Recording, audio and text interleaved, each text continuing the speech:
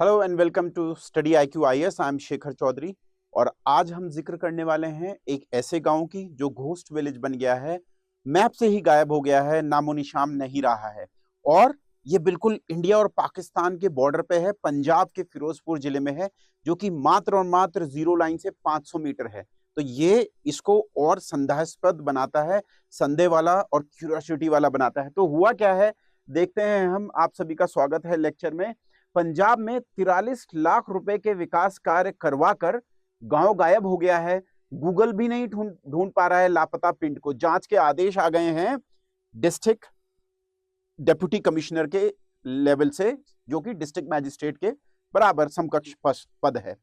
सो लापता village disappears after getting development work worth ₹43 lakh.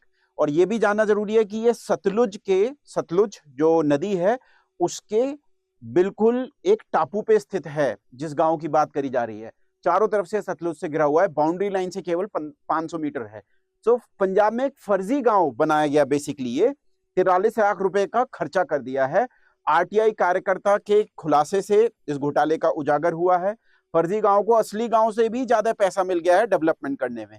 तो देखते हैं पंजाब और भारत और पाकिस्तान के पंजाब वाले बॉर्डर फिरोजपुर में ये कैसे गलती कर बैठे हैं हमारे अधिकारी।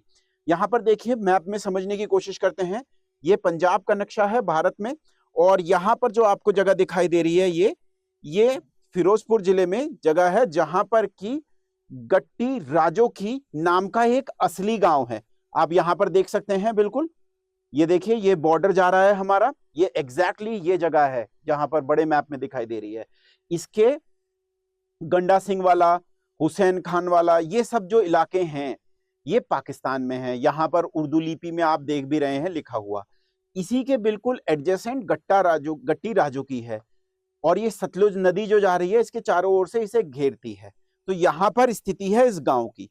अब ये गट्टी जो राजो की है ये तो है असली गांव, पर एक और फेक गांव इसी नाम से क्रिएट किया गया, जिसका नाम रखा गया न्यू गट्टी राजो की।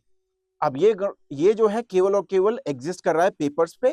तो ये घोस्ट विलेज है, ना पर यहाँ पर कोई रहता है। परंतु इसमें जो डेवलपमेंट के कार्य हैं वो 43 लाख के हो चुके हैं। बच्चों के लिए सरकारी पार्क बन चुके हैं, आर्मी का भी बन चुका है, और टाइलें लग चुकी हैं, रोड बन चुकी है, यहाँ तक कि गौशाला का भी निर्माण हो चुका है इसमें, परंतु मात्र और मात्र कागज पे। सो वैसे दो राय नहीं है कि भारत में हम क्यों पेपर टाइगर ब्यूरोक्रेसी बोलते हैं, और इस पे तो बुक्स भी लिखी गई हैं।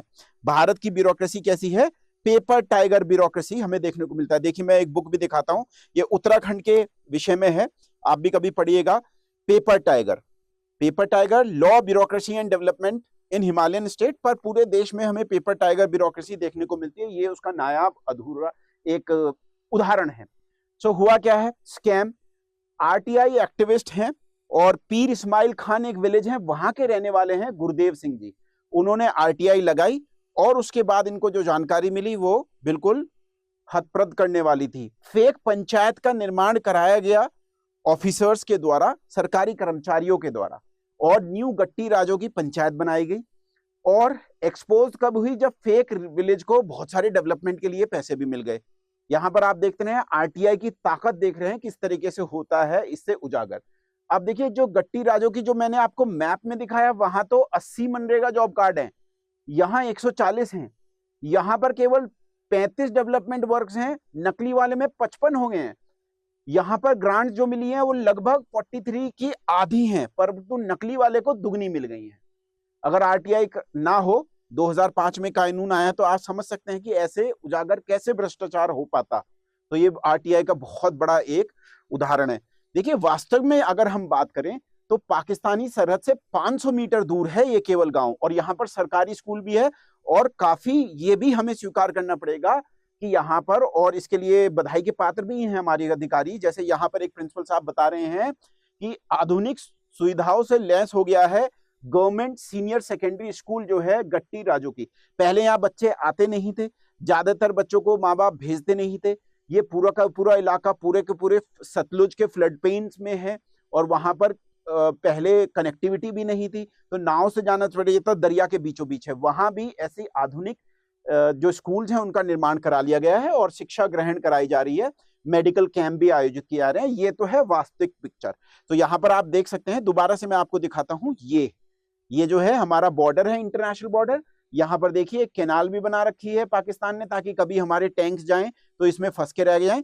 बशर्ते मैं बता दूं 1965 के वॉर में कभी आप एक किताब पढ़ेंगे, the battle of Dograi and Batapur, वहां पर जाट रेजिमेंट ने ऐसे ही कैनाल को 36 घंटे में 2 बार पार कर दिया था और पाकिस्तान की सेना भाग गई थी। परंतु फिर भी ये डिसयूज कैनाल दिखाई दे रहे हैं और ये जो इलाके हैं ये पाकिस्तान के खेत हैं, भारतीय खेत हैं। अब इसी के आसपास हवाई एक न्यू गट्टी राजो की बनाया गया।